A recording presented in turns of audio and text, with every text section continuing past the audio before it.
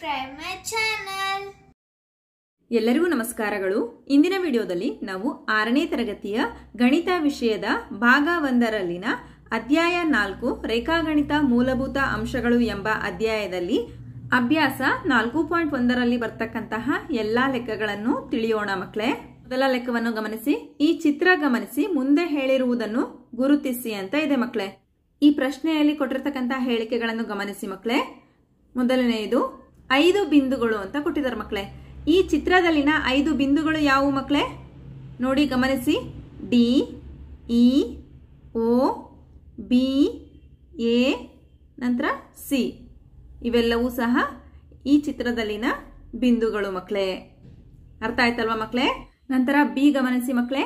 ಒಂದು ರೇಖೆ ಅಂತ ಕೊಟ್ಟಿದ್ದಾರೆ ಮಕ್ಕಳೇ. ರೇಖೆ ಅಂದ್ರೆ ಏನು ಮಕ್ಕಳೇ? 2 ತುದಿಗಳಲ್ಲಿ ಅನಿರ್ದಿಷ್ಟವಾಗಿ ಅಂತ್ಯವಿಲ್ಲದಂತೆ ಮುಂದುವರಿಸಿದಾಗ ಬರುವಂತಹ ಮಾದರಿಯನ್ನ ನಾವು ರೇಖೆ ಅಂತ ಹೇಳ್ತೀವಿ ಮಕ್ಕಳೇ. ನೋಡಿ, ಇಲ್ಲೂ ಸಹ 2 ತುದಿಗಳಿವೆ ಅಲ್ವಾ ಮಕ್ಕಳೇ? ಇಲ್ಲೂ ಸಹ 2 ತುದಿಗಳಿವೆ, ಇಲ್ಲೂ ಸಹ 2 ತುದಿಗಳಿವೆ, ಇಲ್ಲೂ ಸಹ 2 ತುದಿಗಳಿವೆ ಮಕ್ಕಳೇ. ಹೀಗೆ ಅನಿರ್ದಿಷ್ಟವಾಗಿ ಅಂತ್ಯವಿಲ್ಲದಂತೆ 2 ತುದಿಗಳನ್ನ ಮುಂದುವರೆಸಿದಾಗ ಸಿಗುವ ಮಾದರಿಯನ್ನ ನಾವು ರೇಖೆ ಅಂತ ಹೇಳ್ತೀವಿ ಮಕ್ಕಳೇ. ಹಾಗಾದ್ರೆ ಇಲ್ಲಿ ನೋಡಿ ಮಕ್ಕಳೇ, ಇಲ್ಲಿ ರೇಖೆ ಇದೆ ಅಲ್ವಾ? ಡಿಇ ಒಂದು ರೇಖೆ ಮಕ್ಕಳೇ. ನಂತರ ಇಒ, ನಂತರ ಒ ಬಿ, ನಂತರ ಡಿಒ, ನಂತರ ಡಿಬಿ, ನಂತರ ಬಿಡಿ, ಬಿಒ, ಬಿಇ ಇವೆಲ್ಲವೂ ಸಹ ರೇಖೆಗಳು ಮಕ್ಕಳೇ. ಅರ್ಥ ಆಯ್ತಲ್ವಾ ಮಕ್ಕಳೇ? ನಂತರ ನೋಡಿ 4 ಕಿರಣಗಳು ಅಂತ ಕೊಟ್ಟಿದ್ದಾರೆ ಮಕ್ಕಳೇ. ಕಿರಣ ಅಂದ್ರೆ ಗೊತ್ತಿದೆ ಅಲ್ವಾ ಮಕ್ಕಳೇ ನಿಮಗೆ? ಒಂದು ಬಿಂದುವಿನಿಂದ ಪ್ರಾರಂಭವಾಗಿ ಒಂದು ನಿರ್ದಿಷ್ಟ ದಿಕ್ಕಿನಲ್ಲಿ ಅಂತ್ಯವಿಲ್ಲದೆ ಸಾಗುವಂತಹ ರೇಖೆಯನ್ನು ನಾವು ಕಿರಣ ಅಂತ ಹೇಳ್ತೀವಿ ಮಕ್ಕಳೇ. ಅರ್ಥ ಆಯ್ತಲ್ವಾ ಮಕ್ಕಳೇ? ನೋಡಿ, ಹಾಗಾದ್ರೆ ಇಲ್ಲಿ ಯಾವ್ದಾದ್ರು 4 ಕಿರಣಗಳನ್ನ ಬರೆಯೋದಕ್ಕೆ ಹೇಳಿದ್ದಾರೆ. ನೋಡಿ ಗಮನಿಸಿ. O E, O D, O C, O A, O B ಇಲ್ಲಿ 4 ಅಷ್ಟೇ ಕೇಳಿದಾರೆ ಮಕ್ಕಳೇ. ಇನ್ನೂ ಸಹ ಬರೀಬಹುದು. ನಂತರ ಒ ಎ, ಇ ಒ ಇವೆಲ್ಲವೂ ಸಹ ಕಿರಣಗಳಾಗ್ತವೆ ಮಕ್ಕಳೇ.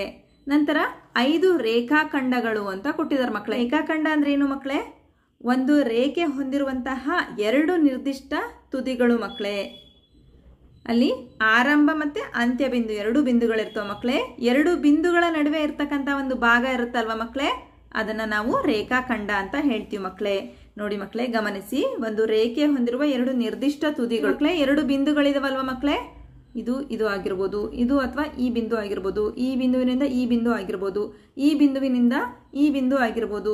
ಒಟ್ಟಿನಲ್ಲಿ ಆರಂಭ ಮತ್ತು ಅಂತ್ಯ ಬಿಂದು ಇರಬೇಕು ಮಕ್ಕಳೇ. ಒಂದು ರೇಖೆ ಹೊಂದಿರುವ 2 ನಿರ್ದಿಷ್ಟ ತುದಿಗಳನ್ನ ನಾವು ರೇಖಾಖಂಡ ಅಂತ ಹೇಳ್ತೀವಿ ಮಕ್ಕಳೇ. ಹಾಗಾದ್ರೆ ಇಲ್ಲಿನ ರೇಖಾಖಂಡಗಳು ಯಾವುವು ನೋಡಿ?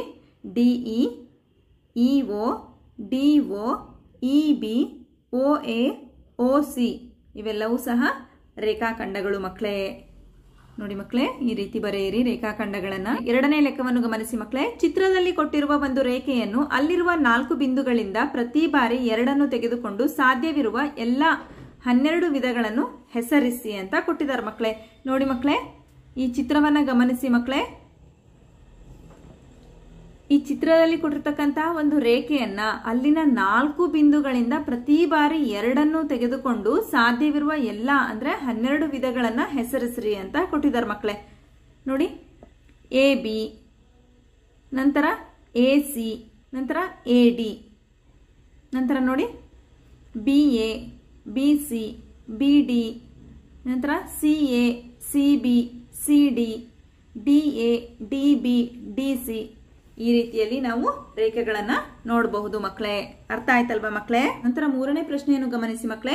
ಈ ಚಿತ್ರದಿಂದ ಮುಂದೆ ಹೇಳಿರುವುದನ್ನು ಗುರುತಿಸಿ ಅಂತ ಕೊಟ್ಟಿದ್ದಾರೆ ಮಕ್ಕಳೇ. ಈ ಚಿತ್ರವನ್ನ ಗಮನಿಸಿ ಮಕ್ಕಳೇ.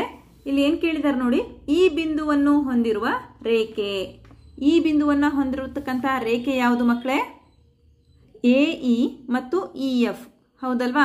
ಈ ರೇಖೆನಲ್ಲೂ ಸಹ ಈ ಬಿಂದುವಿದೆ, ಈ ರೇಖೆನಲ್ಲೂ ಸಹ ಈ ಬಿಂದುವಿದೆ ಮಕ್ಕಳೇ. ಹಾಗಾದ್ರೆ ರೇಖೆ ಎ ಇ ಮತ್ತು ರೇಖೆ ಇ ಎಫ್ ಮಕ್ಕಳೇ. ನಂತರ ಬಿ ಪ್ರಶ್ನೆಯನ್ನು ಗಮನಿಸಿ ಮಕ್ಕಳೇ. ಎ ಬಿಂದುವಿನ ಮೂಲಕ ಹಾದು ಹೋಗುವ ರೇಖೆ. ನೋಡಿ ಮಕ್ಕಳೇ, ಎ ಬಿಂದುವಿನ ಮೂಲಕ ಹಾದು ಹೋಗುವ ರೇಖೆ ಯಾವುದು ಮಕ್ಕಳೇ? ಎ ಇ ರೇಖೆ ಮಕ್ಕಳೇ. ಇದೊಂದು ರೇಖೆ ಅಲ್ವಾ? ಎ ಇ ರೇಖೆ. ಈ ರೀತಿ ಬರೆಯಿರಿ ಮಕ್ಕಳೇ, ರೇಖೆ ಎ ಇ. ನಂತರ ಸಿ ಪ್ರಶ್ನೆಯನ್ನು ಗಮನಿಸಿ ಮಕ್ಕಳೇ. ಓ ಬಿಂದುವನ್ನು ಹೊಂದಿರುವ ರೇಖೆ. ಓ ಬಿಂದು ಎಲ್ಲಿದೆ ಮಕ್ಕಳೇ? ಇಲ್ಲಿದೆ ಅಲ್ವಾ? ಹಾಗಾದ್ರೆ ಓ ಬಿಂದುವನ್ನು ಹೊಂದಿರತಕ್ಕಂತಹ ರೇಖೆ ಯಾವುದು ಮಕ್ಕಳೇ? ಸಿ ಓ ರೇಖೆ ಮಕ್ಕಳೇ. ಇಲ್ಲಿ ಬರೆಯಿರಿ ಮಕ್ಕಳೇ, ರೇಖೆ ಸಿ ಓ. ನಂತರ ಡಿ ಪ್ರಶ್ನೆಯನ್ನು ಗಮನಿಸಿ ಮಕ್ಕಳೇ. ಛೇದಿಸುವ ರೇಖೆಗಳ ಎರಡು ಜೋಡಿಗಳು. ಛೇದಿಸುವ ರೇಖೆಗಳು ಅಂದ್ರೆ ಏನು ಮಕ್ಕಳೇ? ಎರಡು ಅಥವಾ ಹೆಚ್ಚು ರೇಖೆಗಳು ಒಂದು ಸಾಮಾನ್ಯ ಬಿಂದುವಿನಲ್ಲಿ ಭೇಟಿಯಾಗ್ತಕ್ಕಂತಹ ರೇಖೆಗಳನ್ನ ನಾವು ಛೇದಿಸುವ ರೇಖೆಗಳು ಅಂತ ಹೇಳ್ತೀವಿ ಮಕ್ಕಳೇ. ಹಾಗಾದ್ರೆ ಇಲ್ಲಿ ಛೇದಿಸುವ ರೇಖೆಗಳ ಎರಡು ಜೋಡಿಗಳು ಯಾವುವು ಮಕ್ಕಳೇ? ನೋಡಿ, CO ಮತ್ತು AE. ಇನ್ನೊಂದು ಜೋಡಿ ಯಾವುದು ಮಕ್ಕಳೇ? FE ನಂತರ AE. ಹೌದಲ್ವಾ ಮಕ್ಕಳೇ? ಇಲ್ಲೊಂದು ರೇಖೆ ಛೇದ ಆಗ್ತದೆ, ಇಲ್ಲೊಂದು ರೇಖೆ ಛೇದವಾಗುತ್ತೆ ಮಕ್ಕಳೇ. ಹೌದಲ್ವಾ? ಹಾಗಾದ್ರೆ ಛೇದಿಸುವ ರೇಖೆಗಳ ಎರಡು ಜೋಡಿಗಳು ಯಾವುವು ಮಕ್ಕಳೇ? ರೇಖೆ CO ಮತ್ತು ರೇಖೆ AE. ನಂತರ ರೇಖೆ FE ಮತ್ತು ರೇಖೆ AE. ನಾಲ್ಕನೇ ಪ್ರಶ್ನೆಯನ್ನು ಗಮನಿಸಿ ಮಕ್ಕಳೇ. A ಒಂದು ಬಿಂದುವಿನ ಮೂಲಕ, B ಎರಡು ಬಿಂದುವಿನ ಮೂಲಕ ಎಷ್ಟು ರೇಖೆಗಳು ಹಾದು ಹೋಗುತ್ತವೆ ಅಂತ ಪ್ರಶ್ನೆ ಕೇಳಿದಾರೆ ಮಕ್ಕಳೇ. ನೋಡಿ ಮಕ್ಕಳೇ, ಎ ಒಂದು ಬಿಂದುವಿನ ಮೂಲಕ ಅಸಂಖ್ಯಾತ ರೇಖೆಗಳು ಹಾದು ಹೋಗುತ್ತವೆ. ಹೌದಲ್ವಾ ಮಕ್ಕಳೇ? ಉದಾಹರಣೆ ನೋಡಿ ಮಕ್ಕಳೇ, ಬಿಂದುವಿನಲ್ಲಿ ನೋಡಿ ಮಕ್ಕಳೇ, ಗಮನಿಸಿ, ಒಂದು ಬಿಂದುವಿಗೆ ಎಷ್ಟೊಂದು ರೇಖೆಗಳು ಹಾದು ಹೋಗಿವೆ ಅಲ್ವಾ? ಇನ್ನೂ ರೇಖೆಗಳನ್ನ ನಾವು ಇಲ್ಲಿ ಬಿಡಿಸಬಹುದಲ್ವಾ ಮಕ್ಕಳೇ? ಹಾಗಾಗಿ ಒಂದು ಬಿಂದುವಿನ ಮೂಲಕ ಅಸಂಖ್ಯಾತ ರೇಖೆಗಳು ಹಾದು ಹೋಗುತ್ತವೆ. ನಂತರ ಬಿ ನೋಡಿ ಮಕ್ಕಳೇ, ಎರಡು ಬಿಂದುವಿನ ಮೂಲಕ ಒಂದೇ ರೇಖೆ ಹಾದು ಹೋಗುತ್ತದೆ. ಹೌದಲ್ವಾ ಮಕ್ಕಳೇ? ಉದಾಹರಣೆ ನೋಡಿ, ಇಲ್ಲಿ ಎರಡು ಬಿಂದುವಿನ ಮೂಲಕ ಒಂದೇ ರೇಖೆ ಹಾದು ಹೋಗುತ್ತದೆ ಮಕ್ಕಳೇ. ನಂತರ ಐದನೇ ಪ್ರಶ್ನೆಯನ್ನು ಗಮನಿಸಿ ಮಕ್ಕಳೇ. ಮುಂದೆ ಕೊಟ್ಟಿರುವ ಪ್ರತಿ ಸಂದರ್ಭದಲ್ಲೂ ಕಚ್ಚಾ ಚಿತ್ರವನ್ನು ಬರೆದು ಸೂಕ್ತವಾಗಿ ಹೆಸರಿಸಿ. ಕಚ್ಚಾ ಚಿತ್ರ ಅಂದ್ರೆ ನೀವು ಸ್ಕೇಲ್ ಅನ್ನ ಯೂಸ್ ಮಾಡದೆ ಹಾಗೇನೆ ನೀವು ಡ್ರಾ ಮಾಡಬಹುದು ಮಕ್ಕಳೇ. ನೋಡಿ, ಎ ರೇಖೆ AB ಯ ಮೇಲೆ P ಬಿಂದು ಇದೆ. ನೋಡಿ ಮಕ್ಕಳೇ, ಈ ರೀತಿ ಡ್ರಾ ಮಾಡಬೇಕು ಅಂತ ಇಲ್ಲಿ ಕೊಟ್ಟಿದ್ದಾರೆ. ಒಂದು ರೇಖೆಯನ್ನ ಡ್ರಾ ಮಾಡಿಬಿಟ್ಟು ಅದರಲ್ಲಿ P ಬಿಂದುವನ್ನ ನೀವು ಗುರುತಿಸಬೇಕು ಮಕ್ಕಳೇ. ನೋಡಿ, AB ಅನ್ನೋದು ಒಂದು ರೇಖೆ ಮಕ್ಕಳೇ. ಆ ರೇಖೆಯಲ್ಲಿ P ಬಿಂದುವನ್ನ ನಾವು ಗುರುತಿಸಿದೀವಿ. ನಂತರ ಬಿ ನೋಡಿ ಮಕ್ಕಳೇ, ರೇಖೆ XY ಮತ್ತು ರೇಖೆ PQಗಳು M ಬಿಂದುವಿನಲ್ಲಿ ಛೇದಿಸುತ್ತವೆ. ಛೇದಿಸುತ್ತವೆ ಅಂದ್ರೆ ಏನಂತ ಹೇಳಿದೆ ಮಕ್ಕಳೇ? ಎರಡು ಅಥವಾ ಹೆಚ್ಚು ರೇಖೆಗಳು ಒಂದು ಸಾಮಾನ್ಯ ಬಿಂದುವಿನಲ್ಲಿ ಭೇಟಿ ಆಗ್ತಕ್ಕಂತಹ ರೇಖೆಗಳನ್ನ ಛೇದಿಸುವ ರೇಖೆಗಳು ಅಂತ ಹೇಳ್ತೀವಿ ಅಂತ ಹೇಳಿದ್ನಲ್ವಾ? ಹಾಗಾದ್ರೆ ನೋಡಿ ಮಕ್ಕಳೇ, XY ರೇಖೆ ನಂತರ PQ ರೇಖೆ M ಬಿಂದುವಿನಲ್ಲಿ ಛೇದಿಸಿವೆ. ನಂತರ ಸಿ ಪ್ರಶ್ನೆಯನ್ನು ಗಮನಿಸಿ ಮಕ್ಕಳೇ. L ರೇಖೆಯು E ಮತ್ತು F ಹೊಂದಿದ್ದು D ಯನ್ನು ಹೊಂದಿಲ್ಲ ಅಂತ ಇದೆ ಮಕ್ಕಳೇ. ನೋಡಿ ಮಕ್ಕಳೇ, ನೀವು ಒಂದು L ರೇಖೆಯನ್ನ ಎಳೆಯಿರಿ ಮಕ್ಕಳೇ. ಅದರಲ್ಲಿ ನೀವು E ಮತ್ತು F ಬಿಂದುವನ್ನ ಗುರುತಿಸಿ ಮಕ್ಕಳೇ. E ಮತ್ತು F ಬಿಂದುವನ್ನ ಗುರುತಿಸಿ ಅದರಲ್ಲಿ ಏನ್ ಕೊಟ್ಟಿದ್ದಾರೆ? D ಯನ್ನು ಹೊಂದಿಲ್ಲ ಅಂತ ಕೊಟ್ಟಿದ್ದಾರೆ. D ಬಿಂದು ಮಕ್ಕಳೇ, ಆದ್ರೆ ಇದಕ್ಕೆ ಅದು ಸೇರಿಲ್ಲ ಮಕ್ಕಳೇ. ನಂತರ ಡಿ ಪ್ರಶ್ನೆಯನ್ನು ಗಮನಿಸಿ ಮಕ್ಕಳೇ. ರೇಖೆ OP ಮತ್ತು ರೇಖೆ OQಗಳು O ನಲ್ಲಿ ಸಂಧಿಸುತ್ತವೆ. ನೋಡಿ ಮಕ್ಕಳೇ, ಈ ಚಿತ್ರವನ್ನ ಗಮನಿಸಿ ಮಕ್ಕಳೇ. ರೇಖೆ OP ಅಂತ ಕೊಟ್ಟಿದ್ದಾರೆ ಮಕ್ಕಳೇ. ರೇಖೆ OP ಮತ್ತು ರೇಖೆ OQಗಳು O ನಲ್ಲಿ ಸಂಧಿಸುತ್ತವೆ. ಎರಡು ರೇಖೆಗಳು ಮಕ್ಕಳೇ, ಎರಡು ರೇಖೆಗಳು O ನಲ್ಲಿ ಸಂಧಿಸುತ್ತವೆ ಮಕ್ಕಳೇ. ಹಾಗಾದ್ರೆ ನೋಡಿ, OQ ನಂತರ OP ಇವೆರಡೂ ಸಹ O ನಲ್ಲಿ ಸಂಧಿಸಿವೆ ಅಲ್ವಾ ಮಕ್ಕಳೇ? ಈ ರೀತಿ ಚಿತ್ರವನ್ನ ಬಿಡಿಸಬಹುದು ಮಕ್ಕಳೇ. ನಂತರ ಪ್ರಶ್ನೆ 6 ಗಮನಿಸಿ ಮಕ್ಕಳೇ. ಕೊಟ್ಟಿರುವ ಚಿತ್ರದಲ್ಲಿ ರೇಖೆ MN ಅನ್ನು ಪರಿಗಣಿಸಿ. ಚಿತ್ರಕ್ಕೆ ಸಂಬಂಧಿಸಿದಂತೆ ಮುಂದೆ ಕೊಟ್ಟಿರುವ ಹೇಳಿಕೆಗಳು ಸರಿಯೇ ಅಥವಾ ತಪ್ಪೇ ಎಂದು ಹೇಳಿ ಅಂತ ಕೊಟ್ಟಿದ್ದಾರೆ ಮಕ್ಕಳೇ. ಈ ಹೇಳಿಕೆಯನ್ನು ಗಮನಿಸಿ. QMONPಗಳು ರೇಖೆ MN ಮೇಲಿನ ಬಿಂದುಗಳು ಅಂತ ಕೊಟ್ಟಿದ್ದಾರೆ.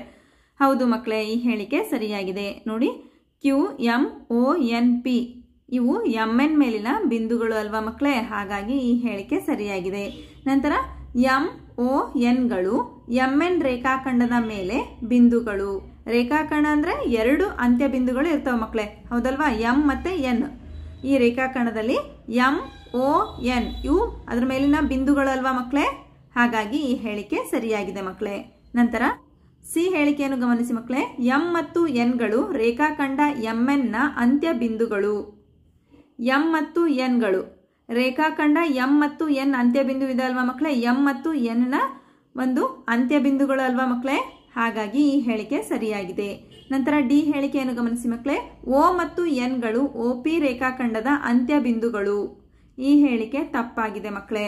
ಓ ಮತ್ತು ಎನ್ಗಳು OP ರೇಖಾಖಂಡದ ಅಂತ್ಯ ಬಿಂದುಗಳ ಮಕ್ಕಳೇ ಅಲ್ಲ ಮಕ್ಕಳೇ. ಅಂತ್ಯ ಬಿಂದು ಇವೇ ಆಗ್ತವಲ್ವಾ ಮಕ್ಕಳೇ, ಓ ಮತ್ತು ಎನ್. ಹಾಗಾಗಿ ONಗಳು OP ರೇಖಾಖಂಡದ ಅಂತ್ಯ ಬಿಂದುಗಳಲ್ಲ ಮಕ್ಕಳೇ.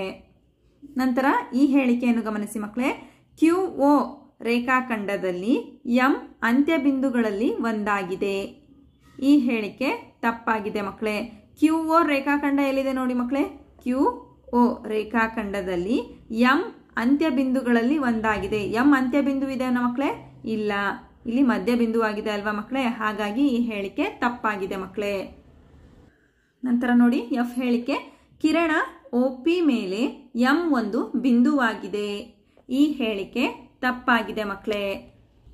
ನೋಡಿ ಮಕ್ಕಳೇ, O ಮತ್ತೆ P OP ರೇಖಾಖಂಡದಲ್ಲಿ M ಬಿಂದುನೇ ಇಲ್ಲ ಅಲ್ವಾ, N ಬಿಂದುವಿದೆ. ಹಾಗಾಗಿ ಆ ಹೇಳಿಕೆ ತಪ್ಪಾಗಿದೆ ಮಕ್ಕಳೇ. ನಂತರ ಜಿ ಹೇಳಿಕೆಯನ್ನು ಗಮನಿಸಿ ಮಕ್ಕಳೇ. ಕಿರಣ OPಯು ಕಿರಣ QPಗಿಂತ ವಿಭಿನ್ನವಾಗಿದೆ. ಈ ಹೇಳಿಕೆ ಸರಿಯಾಗಿದೆ ಮಕ್ಕಳೇ. ಕಿರಣ OPಯು ಕಿರಣ QPಗಿಂತ, QPನೇ ಬೇರೆ ಮತ್ತೆ OPನೇ ಬೇರೆ ಅಲ್ವಾ ಮಕ್ಕಳೇ. ಹಾಗಾಗಿ ಇವೆರಡೂ ಸಹ ವಿಭಿನ್ನವಾಗಿವೆ ಮಕ್ಕಳೇ. ನಂತರ H ಹೇಳಿಕೆಯನ್ನು ಗಮನಿಸಿ ಮಕ್ಕಳೇ. ಕಿರಣ OP ಹಾಗೂ ಕಿರಣ OMಗಳು ಒಂದೇ ಆಗಿವೆ. ನೋಡಿ ಮಕ್ಕಳೇ, ಈ ಹೇಳಿಕೆ ತಪ್ಪಾಗಿದೆ ಮಕ್ಕಳೇ. ನೋಡಿ ಮಕ್ಕಳೇ, ಕಿರಣ OP ನಂತರ ಕಿರಣ OM ಎರಡೂ ಸಹ ಬೇರೆ ಬೇರೆ ಆಗಿವೆ ಅಲ್ವಾ ಮಕ್ಕಳೇ. ನೋಡಿ, OP ಇಲ್ಲಿಂದ ಹಿಡಿದು ಇಲ್ಲಿವರೆಗೂ ಬರುತ್ತೆ ಮಕ್ಕಳೇ. OM ಎಲ್ಲಿಗೆ ಬರುತ್ತೆ ಮಕ್ಕಳೇ? ಇಲ್ಲಿಂದ ಹಿಡಿದು ಇಲ್ಲಿ ತನಕ. ಹಾಗಾಗಿ ಎರಡೂ ಸಹ ಒಂದೇ ಆಗಿಲ್ಲ ಮಕ್ಕಳೇ. ಹೇಳಿಕೆಯನ್ನು ಗಮನಿಸಿ ಮಕ್ಕಳೇ. ಕಿರಣ OMಯು ಕಿರಣ OPಗೆ ವಿರುದ್ಧವಾಗಿಲ್ಲ ಅಂತ ಕೊಟ್ಟಿದ್ದಾರೆ ಮಕ್ಕಳೇ. ಈ ಹೇಳಿಕೆ ತಪ್ಪಾಗಿದೆ ಮಕ್ಕಳೇ. ನೋಡಿ ಮಕ್ಕಳೇ, ಕಿರಣ OM ಇಲ್ಲಿದೆ ನೋಡಿ ಮಕ್ಕಳೇ. ಕಿರಣ OM ಇದು ಕಿರಣ OPಗೆ ವಿರುದ್ಧವಾಗಿದೆ ಮಕ್ಕಳೇ. ಇದು ಈ ಭಾಗದಲ್ಲಿದ್ರೆ OM ಈ ಭಾಗದಲ್ಲಿದೆ. ಹಾಗಾಗಿ ಎರಡೂ ಸಹ ವಿರುದ್ಧವಾಗಿವೆ ಮಕ್ಕಳೇ. ಹೇಳಿಕೆ ಏನಿದೆ ಮಕ್ಕಳೇ? ವಿರುದ್ಧವಾಗಿಲ್ಲ ಅಂತ ಕೊಟ್ಟಿದ್ದಾರೆ ಮಕ್ಕಳೇ. ಹಾಗಾಗಿ ಈ ಹೇಳಿಕೆ ತಪ್ಪಾಗಿದೆ ಮಕ್ಕಳೇ. ನಂತರ ನೋಡಿ ಜೆ ಹೇಳಿಕೆಯನ್ನು ಗಮನಿಸಿ ಮಕ್ಕಳೇ. O ಬಿಂದು OPಯ ಆರಂಭಿಕ ಬಿಂದುವಾಗಿಲ್ಲ. ಈ ಹೇಳಿಕೆ ಸರಿಯಾಗಿದೆ ಮಕ್ಕಳೇ. O ಬಿಂದು OPಯ ಆರಂಭಿಕ ಬಿಂದುವಾಗಿಲ್ಲ ಅಂತ ಕೊಟ್ಟಿದ್ದಾರೆ ಮಕ್ಕಳೇ. ನೋಡಿ ಮಕ್ಕಳೇ, OP ರೇಖೆಯಲ್ಲಿ O ಬಿಂದುವು ಆರಂಭಿಕ ಬಿಂದುವಾಗಿದೆ ಮಕ್ಕಳೇ. ಹಾಗಾಗಿ ಈ ಹೇಳಿಕೆ ಸರಿಯಾಗಿದೆ ಮಕ್ಕಳೇ. ನಂತರ ನೋಡಿ K ಹೇಳಿಕೆಯನ್ನು ಗಮನಿಸಿ ಮಕ್ಕಳೇ. N ಬಿಂದುವು NP ಮತ್ತು NMಗಳ ಆರಂಭಿಕ ಬಿಂದುವಾಗಿದೆ. ಈ ಹೇಳಿಕೆಯನ್ನು ಸರಿಯಾಗಿ ಅರ್ಥ ಮಾಡ್ಕೊಳ್ಳಿ ಮಕ್ಕಳೇ. N ಬಿಂದುವು NP ಮತ್ತು NMಗಳ ಆರಂಭಿಕ ಬಿಂದುವಾಗಿದೆ ಅಂತ ಕೊಟ್ಟಿದ್ದಾರೆ. ಈ ಹೇಳಿಕೆ ಸರಿಯಾಗಿದೆ ಮಕ್ಕಳೇ. ನೋಡಿ ಮಕ್ಕಳೇ, ಈ ಚಿತ್ರವನ್ನು ಗಮನಿಸಿ. NP ನಂತರ NM ಈ ಎರಡೂ ರೇಖೆಗಳಿಗೆ N ಬಿಂದುವು ಆರಂಭಿಕ ಬಿಂದುವಾಗಿದೆ. ಹೌದಲ್ವಾ ಮಕ್ಕಳೇ? N ನಿಂದ ಪ್ರಾರಂಭವಾದರೆ NP ನಂತರ NM ಈ ಎರಡೂ ರೇಖೆಗಳಿಗೆ N ಬಿಂದುವು ಆರಂಭಿಕ ಬಿಂದುವಾಗಿದೆ ಅಲ್ವಾ ಮಕ್ಕಳೇ. ಹಾಗಾಗಿ ಈ ಹೇಳಿಕೆ ಸರಿಯಾಗಿದೆ ಮಕ್ಕಳೇ. ಹಾಗಾದ್ರೆ ಮಕ್ಕಳೇ, ಅಭ್ಯಾಸ 4.1ರಲ್ಲಿ ಬರ್ತಕ್ಕಂತಹ ಎಲ್ಲಾ ಪ್ರಶ್ನೆಗಳಿಗೆ ನಿಮಗೆ ಉತ್ತರ ಲಭಿಸಿದೆ ಅಂತ ನಾನು ಭಾವಿಸ್ತಾ ಇದ್ದೀನಿ ಮಕ್ಕಳೇ. ಧನ್ಯವಾದಗಳು. ನಮ್ಮ ವಿಡಿಯೋ ಇಷ್ಟವಾದಲ್ಲಿ ಪ್ಲೀಸ್ ಸಬ್ಸ್ಕ್ರೈಬ್ ಮಾಡಿ, ಲೈಕ್ ಮಾಡಿ, ಶೇರ್ ಮಾಡಿ, ಪ್ರೋತ್ಸಾಹಿಸಿ.